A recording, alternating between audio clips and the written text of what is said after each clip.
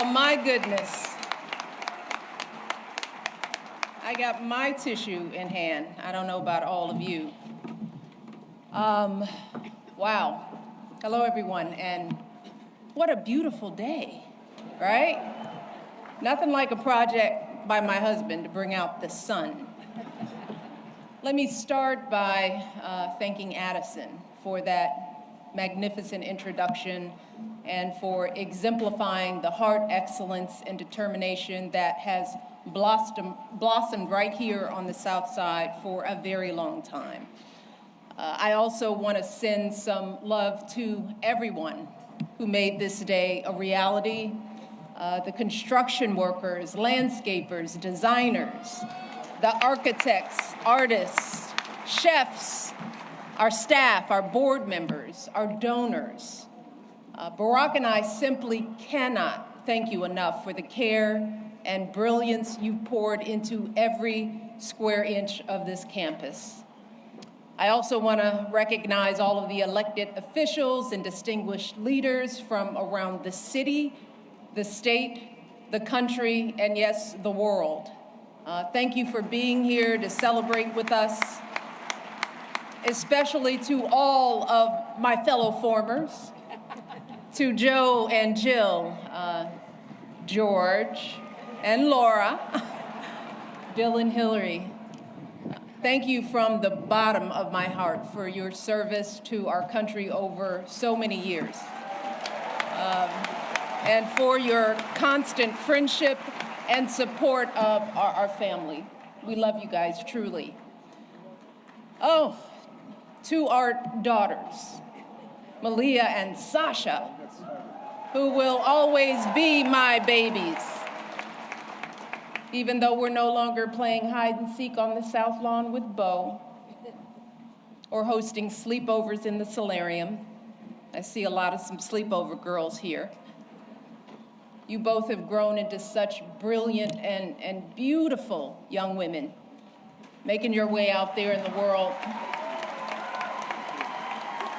Thank you for bringing so much joy and spirit and energy to a life you had no voice in choosing, and for making us proud every step of the way.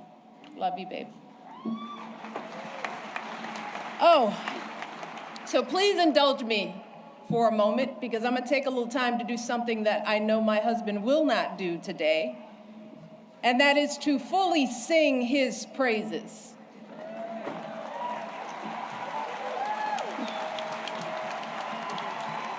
Barack, yes. You gotta look at me. No, You told me all those years ago that you couldn't promise me the world, but you could promise me an interesting life. And of course, you outdid yourself and managed to give me both. I know it hasn't always been easy, but there hasn't been a single second through this experience that standing by your side hasn't left me in awe. 8 years in the crucible, and not once did you melt from the heat. Not once did you let it harden you.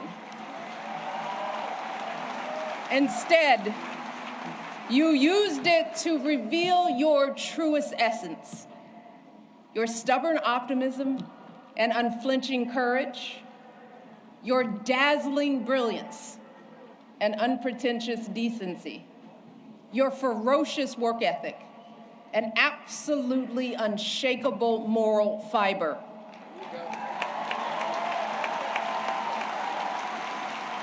And to do it all as a first, and the higher standard that comes with all that, the claims that a U.S. senator and constitutional law expert wasn't qualified for the job, the lies about your birthright, your faith, your patriotism, the outrage when you stated the biological fact that if you'd had a son, that he too would be black.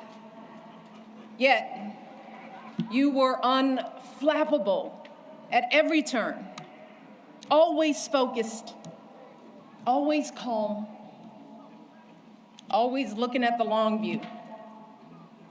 How absurd it is to even imagine that you might have buckled under the pressure even once, lashed out in frustration,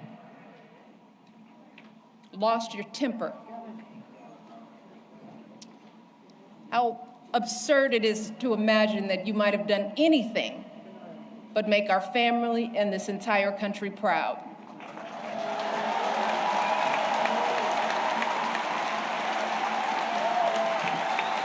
No, you were too busy.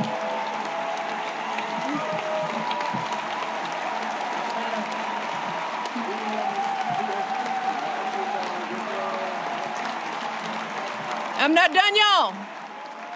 Not done. So much to say. You were doing the people's work, rescuing our economy, expanding health care, ending a war, ordering the bin Laden raid, saving an auto industry, winning a peace prize.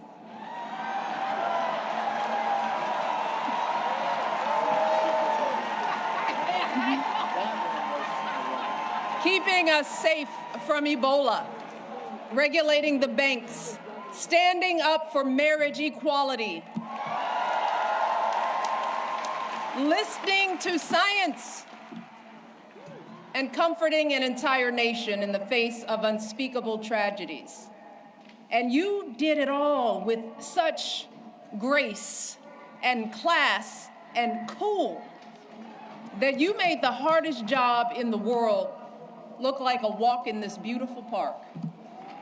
Your mother, Toot, Gramps, you are a tribute to their love. They are up there grinning and hugging today because you never forgot who you are and where you came from. Single mother, working hard to get by and get an education and show her son the world.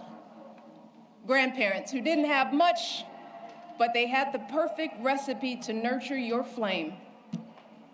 You never forgot the folks in the union halls and church basements here in Chicago, where you first put your ideals to this test. You never forgot all the voters you registered and students you taught and neighbors you organized. You never fell for the temptation of a quick fix or an easy payday. You never changed from that idealistic summer associate who showed up on that rainy day when we first met without an umbrella. You always gave us the very best within you. And in doing so, you reminded the rest of us that we could too. Barack, there are no words to express how proud I am of the way you showed up and continue to show up every single day. It has been an honor to be by your side. You have made me a better person and have given us all an example that we should strive to emulate.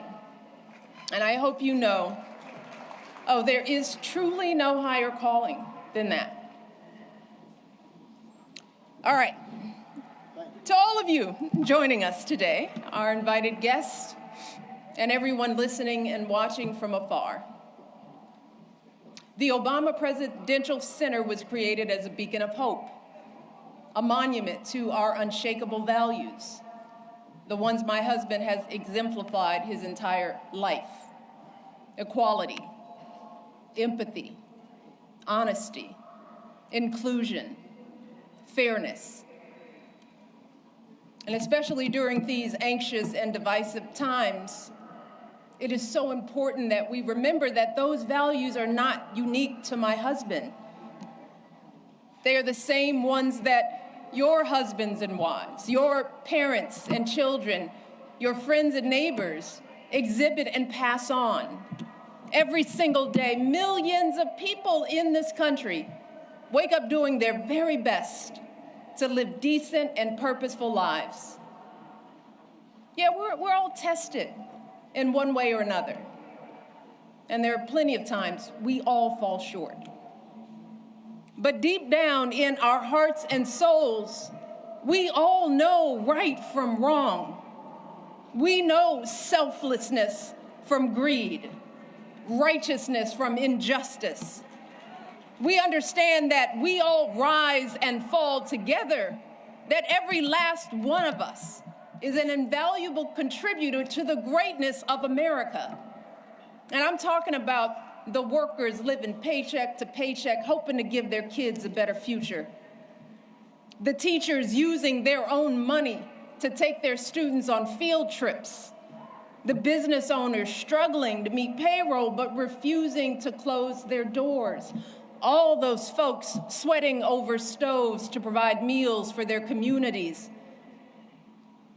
Folks shivering in the freezing cold to deliver our packages, picking up trash to keep our parks clean, volunteers dedicating their weekends to coaching t-ball, or directing the church choir, or mentoring a child. That's where the truth of this country lies. Not in grabbing as much as we can get for ourselves, or knocking folks down to prop ourselves up, but in the overwhelming goodness, the relentless striving, the quiet dignity that is inside all of us. Our greatest hope is that this center can reflect back just a fraction of that light, that it can capture the beauty of who we all are, no matter what we look like, or where we come from, or how much money we earn, or how we pray, or vote, or speak, or love.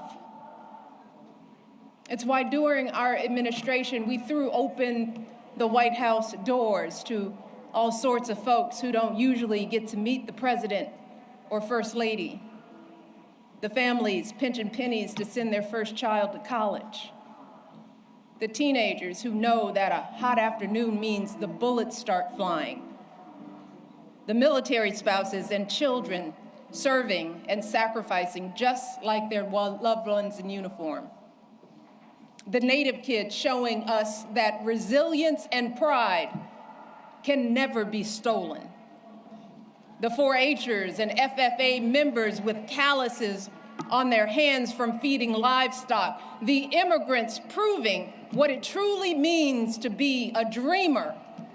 These folks aren't Americans too. They are America.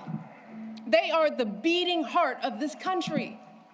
They are us and we are them. And to ignore this simple truth, to refuse to respect the contributions and experiences of people who aren't exactly like us, y'all, puts us all at risk. Failing to see the humanity in all people puts us all on a slippery slope. And once that slide starts, there's no telling where it stops.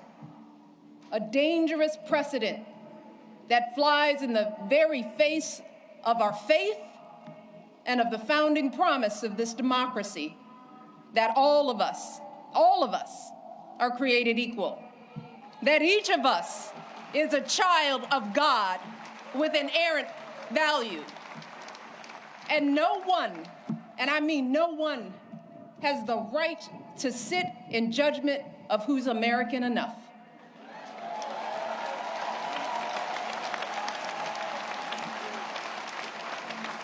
And that's why, folks, we simply don't have the luxury or time to be cynical or complacent, to wring our hands in despair, to wait for someone else to fix the problem. Y'all, hope is all we have, because hope is the essential spark that lights the fire of change. But hope is a choice. Whether or not we use our voices to speak up is a choice. Voting is a choice. Being a decent human being is a choice. Believing that we still hold the power to build a country that reflects us all is a choice. The Obama Presidential Center is a living testament to the power of choice, y'all. The historic example that millions of you gave the world about what this imperfect democracy has strived for and achieved, and an urgent call to go out there and do it again. So I hope that when you walk through this campus and bring your children here, you are reminded of the power of choice and the steady work of change. The arduous, unglamorous march up that mountain, one foot after another, day after day, generation after generation. But I also hope you fully absorb the elation of achieving something together. You know, that feeling when you clear the tree line and see a vista that takes your breath away. A feeling that can never be erased. And I know that can be hard to grasp right now, when everything feels so upside down, when fact and fiction run together, when folks seek to stifle speech, limit access to education, devalue diversity, erase the inconvenient parts of our history, when our phones constantly buzz with the latest outrage. So I hope that this place can offer a respite from all that, at least for a little while. I hope it can reignite the optimism and empathy and ambition that has always powered this country's greatest change. So we want you to come here and put away your phones and talk and laugh and cry, because you're gonna cry, and make new friends. Get your hands dirty in my garden. Push your baby on a swing in the playground. Have a romantic picnic on the great lawn. Because that's the work of democracy too. Being neighborly, taking care of public spaces, having some fun, enjoying each other, shaking out of the isolation and division that have crept too deeply into our lives. And to my fellow Southsiders, I want you all to make this campus a part of your lives. Be inspired by the world-class art. Check out the books from our beautiful public library and bring them back on time. Drop some beats in the recording studio, hit some corner threes at home court, hold birthday parties, jumpstart clothing drives, host citywide cleanup days here. Use this campus to show off this place we call home. This joyful place where Marion and Fraser Robinson taught their two kids to dream big. This hopeful place where an unknown guy with an unknown name took flight. This stubbornly optimistic place where family after family scrapes and claws and laughs and dances their way to a better tomorrow. That's what this has always been about. Barack and I have always said that this center is grounded in our stories, but it has never been about us. It's never been for us. And it's going to be here long after we're gone. So what it becomes and how it's preserved, that work has to be done by all of us, just like our democracy. And thankfully, you have shown the world what we are capable of. You've proven that a lasting legacy isn't an award or a name on a building or a number of zeros in a bank account, but the difference we make in one another's lives. It's about seeing each other and showing up for each other and carrying each other when we're weary or faltering or losing faith. That's how you build something that endures. And that's what you all have done at every twist and turn of this extraordinary journey. You have protected and proclaimed the hope that beats within the heart of this campus. You've rekindled and renewed this untamable, unpredictable, and unbreakable democracy.